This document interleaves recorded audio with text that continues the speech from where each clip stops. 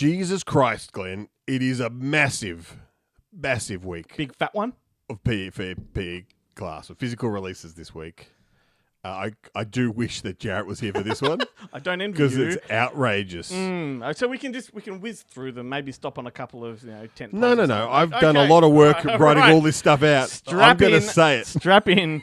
You're in for the long haul. This took a long time. I need another drink. Okay. So, first up, the good people at Sony are releasing Ghostbusters Frozen Empire is coming out. DVD, Blu-ray, and 4K. I seem to like this more than everybody else. Yeah, look, I enjoyed it while I was kind of watching it, but yeah, I don't know. If this is... I couldn't find any information about what the extra features are in the local one. The US version comes with like deleted scenes, 7 featurettes, and a commentary by the director, co-writer Gil Keenan. Yep. So that's looking pretty good. It's got all the. I didn't actually check if it has Dolby Atmos. I'm assuming it does. Probably. But it's looking pretty special if you're into it. The big company who've released a boatload of stuff this week is the good folks at ViaVision, who we wish would support the show by throwing me a couple of copies of things. So let's go through. It's a ViaVision, just ViaVision. They're releasing Railway Man on Blu-ray. Mm-hmm. It comes with an audio commentary by director Jonathan Tebzicki and co-writer producer Andy Patterson, as well as a making-of featurette. That's the one that's. It seems to be the first time this movie's come out on Blu-ray locally, but I feel like the movie's a couple of years old. It's Colin Firth, Nicole Kidman. I remember it playing at I'm pretty sure it's had a Blu-ray release because so maybe this is just they've just picked it up as a second release. Yep. In TV shows, because I'll say Imprint will be next, and Imprint's where all the money is. But they're releasing the Jensen Code. Like Imprint have picked up a bunch of the ITV TV series from the UK that previously Network had released in the UK, but Network has since gone bust. Right. And so all those shows are now impossible to get. When I went to the UK last year, I brought back a suitcase full of ITV Network DVDs.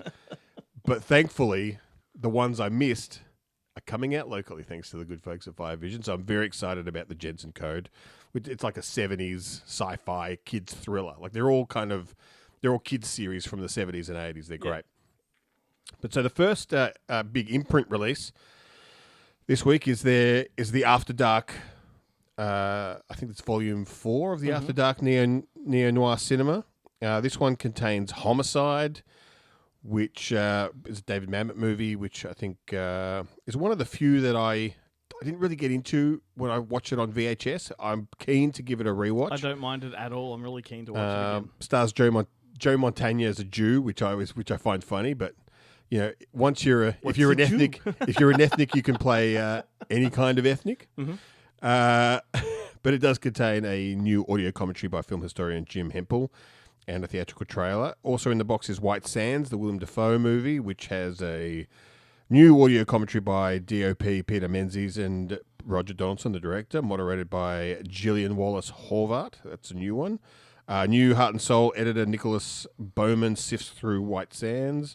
And new High New Noir, writer Daniel Pine on White Sands featurette. There's also a theatrical trailer. Crossing Guard is also on this box set. Sean Penn one. And this one, it does actually contain the original audio commentary by Sean Penn, Angelic Houston, and David Morse. Have ViaVision put out The Pledge? Because that's one I would love to get a reissue of. I don't know, actually. Yeah. I seem to recall that coming out, though. What about a Sean Penn box set with like the ones he's directed? That'd be fantastic. That'd be great. There's a new audio commentary by Travis Wood. New Purging Vulnerability writer-director Sean Penn navigates emotional territory of the Crossing Guard. That's new. How'd they get Sean Penn? Emotionally exposed actor Priscilla Barnes on Vernon, one of your favourites. I know Priscilla Barnes. New Changing Ways editor Jay Cassidy on The Crossing Guard.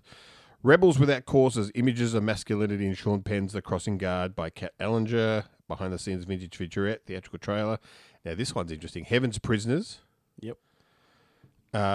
With the new audio commentary by the director Phil Durano. Now, this movie was famous because at the time, Terry Hatcher was blowing up on Lois and Clark, The Adventures of Superman. Yep. And she did she did 2 films, Clean Surface and Heaven's Prisoners, both of which she got naked in, and they were major. That was where the major interest came from. She was in good old Brain Smasher, the Albert Pune film. She was in Brain Smasher, yeah. She's in a ton of stuff. She's in Tango and Cash, for Christ's sake. But she broke in Lois and Clark.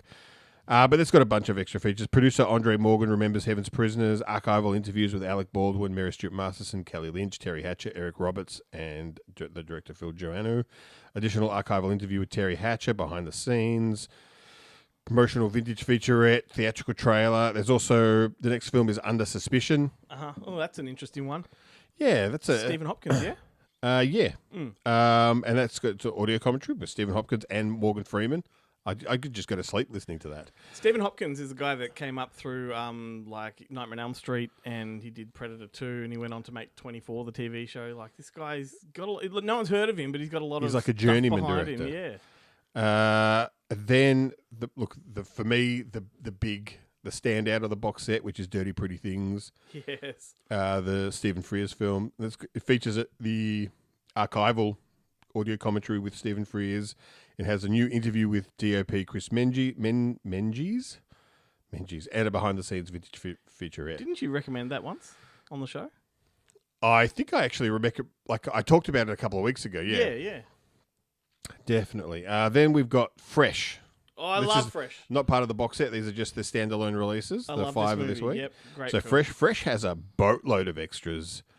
I've done now. Look, after going through all of That's those, all right. I'm just not going to go through them all. It was a big deal to me when that came out. I was very much into those Boys in the Hood urban type of movies, clockers, you know. And this, I think this for me was the first movie that I was aware of.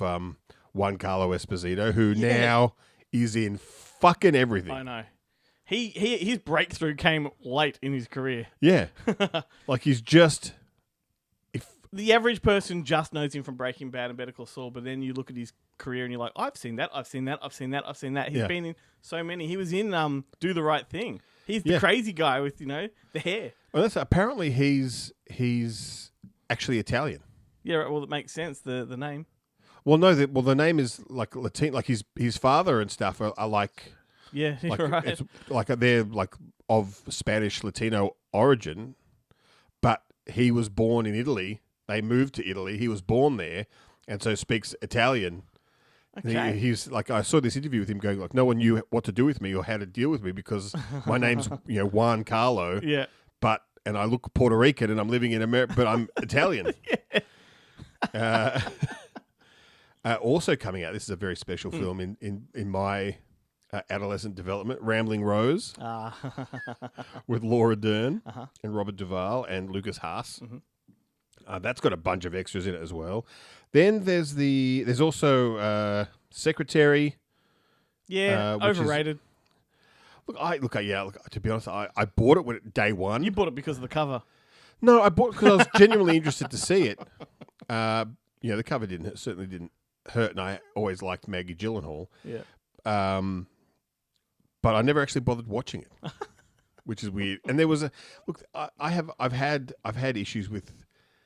Like, not issues, but sometimes there are periods of my life where I've loved James Spader and periods of time where I've hated James Spader and don't want to watch any James Spader movies.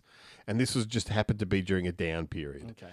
Also, they've got United States of Leland. Yep. Which I don't remember. I remember, like... I do. I never saw it, but I do remember seeing the VHS of it. Because I know... I think it came out around the same time as, like, Last of the High Kings and... Yep. Stuff like that. So I just got them all kind of confused. But the big thing, and I know you'll be jazzed about this if you don't already have them on Blu-ray, but it's the Martin Scorsese Films of Faith box set. It's a great box set. It is each one of these movies is, I think, except for maybe Silence, because it's Silence, Kundun, and Last Temptation of Christ. But they're all 2-discers. Yeah, it's a great collection. It's interesting because I was of the opinion, and I could be wrong. I thought he considered Bringing Out the Dead to be one of his Faith films as well. Look, I know that there's a big restoration of Bringing Out the Dead in the US. So I'm sure it depends on. This is just what. Well, it would be the odd one out. It'd be the odd duck in the collection if it was in there because it's a different tone. Yeah. but it's very spiritual. But these ones are much more period piece, pilgrimage types. They are. Yeah, and I think Silence was very underrated. I think that was a great film. Yeah, and that's the only one that's a single disc, so that's interesting. That was his passion project before The Irishman, which was his next passion project. And suddenly he's just making passion projects. Yeah. Well, that's all he does now. Yeah. I want to make $200 million passion projects. Right. Why won't you let me just do what I want? Don't you know who I am? Yeah.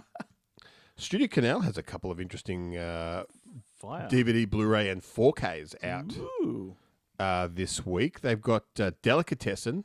Yeah, that's right. Delicatessen and City of Lost Children, the two original Jean-Pierre Junot Marcaro. Friend of the show, Jean-Pierre. Yeah. And it's interesting because I couldn't find anything about what the extras are on Delicatessen. But City of Lost Children, if it's the same, and usually StudioCanal do, the extras are pretty much the same on the Australian release. The discs are pretty usually the same. It's just the outer packaging and stuff that's different. But it does have a commentary with Jean-Pierre Junot and Ron Perlman, so that's going to be interesting to listen to. Well, Will, I had real trouble speaking to him because his English was really broken. Yeah. And I mean, if he's doing a comment, does Ron Perlman speak French? That's the question. Well, maybe it's got subtitles. Or maybe maybe it's like that perfect thing, like in Ghost Dog, where Forrest Whitaker doesn't speak French, and I can't remember the guy's name who he meets in the park, the ice cream seller, who only speaks French, but they both. They have a conversation. They both know what each other is saying, even though they don't actually understand the language. It's a really great scene. Maybe that's what the commentary is. Maybe. Ron Perlman's in English, Jean-Pierre is in French, but they're just conversing. And they're also bringing out Peeping Tom, the Michael Powell film about the creepy voyeur. One of the early videotapes I ever purchased. Yeah, right. Yeah, and that was actually, I think, the first sell-through I ever purchased. Before that, it was all X-Rental, so that was the first brand new tape. Right. This one's full of extras. New Visions of Voyeurism, Peeping Tom by Sir Christopher Froeling. New York, Take Me to Your Cinema, The Legacy of Peeping Tom. New Restoring Peeping Tom from 2023 trailer. London Easter Egg, The Eye of the Beholder intro by Martin Scorsese. Interview with Thelma Schoonmaker. 2007 audio commentary by Professor Ian Christie. Original theatrical trailer, behind the scenes stills gallery. It is jam-packed. And of course, this is the movie Ben has modelled his life after. That's right, without ever having seen it. Look, there's also Paramount are bringing out Forrest Gump on 4K. Yep. A lot of people will be happy about that. I was only talking about Forrest Gump last night to my wife because we watched the new Robert Zemeckis trailer, that new movie Here, which looks fascinating. Have you watched that yet? The entire film takes place on the one location over millions of years. Yeah. Good concept, whether it works or not. But I just said to her, do you recognise the husband and wife? She goes, well, yeah, it's Tom Hanks, and I know her from Princess Bride. I'm like, yeah, but come on. Yeah, like, it's Jenny. Jenny. Look, Umbrella are releasing Lizard in a Woman's Skin on Blu-ray. I guess, what's the term for the purposes of public disclosure? I produced this disc for Umbrella. But it does contain new feature-length audio commentary with Howard S. Berger and Troy Howarth. New Lucio in a Woman's Skin, a video essay by the Flying Makista brothers. A new one-on-one, One, No, 1 and 100 Fulcis, a visual essay by Howard S. Berger and Francesco Masakesi. New Dan Dangerous Roads, Kim Newman on Stanley Baker, which I edited. You should have led with this title, mate. Yeah. Because, those people that haven't persevered this far will never know. No. Then there's a couple of archival extra features. Shedding the Skin, a documentary by Chris Gavin. When Worlds Collide, Stephen Thrower on a Lizard in a Woman's Skin. From Burton to Baker, an interview with actor Tony Adams. There's a Lucio Fulci trailer reel, worth checking out just for that. Alternate opening credits, trailers. It's jam-packed, and you can still get the special edition from the Umbrella web store. I highly recommend that. It comes with a fantastic... Because the movie was actually released originally in the US under a different title, and we've used that original artwork as the rigid case art, which looks fantastic. And there's a couple of posters, some art cards, wicked, a bunch of stuff on that one. So I definitely recommend that. And last but not least, this is something that I don't think Jarret would mention because it is a filthy DVD. This is the one benefit of not having Jarret here. We can talk about filthy DVDs. Madman are releasing Robot Dreams, which Yes. I did mention a couple of times before. It was the kind of the hit of Cannes at the Cannes Film Had some Festival. good buzz. MIF picked it up, played it at MIF, where it did really well, and now Madman are releasing it. It is finally, I copied down I wrote down the synopsis just so I could read it out. So finally we could actually tell you what it's about. So set in the 1980s New York City, Dog, a lonely canine, builds himself a robot for companionship. Their friendship blossoms as they embark on adventures and misadventures across the city. From taking the subway to Chinatown to roller skating in Central Park. One summer night, Dog becomes heartbroken when he's forced to abandon Robot at the beach. Will they ever meet again? It's a really kind of, It's a beautiful film. beautiful, heartbreaking, heartwarming Yeah. kind of, animated film. Definitely worth checking out. Sometimes animation gets to your heartstrings a lot more effectively than and live action. I'm sure if you want to check it out in HD, Yeah. because you don't like filthy DVD, I'm sure it will be on a streaming platform. Madman don't hold back with that kind of stuff, and you'll be Yeah. able to check it out digitally. Excellent. So that's everything. That's it. I'm out of breath. Well Time for done, a nap. mate. Well done. Well, until next time, Stay physical.